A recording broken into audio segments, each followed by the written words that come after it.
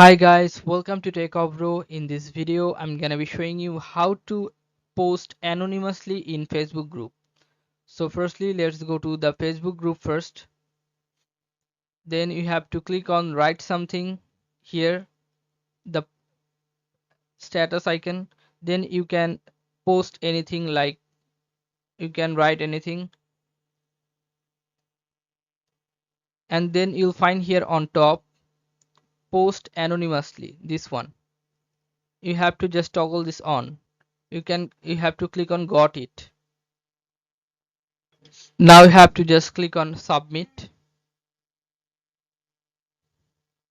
and your post has been anonymously, you can see here, right, anonymous participant. So this is how you can post anonymously in Facebook group. Guys, if you find this video helpful, then please give a thumbs up and don't forget to subscribe the channel. Thank you so much for watching the video.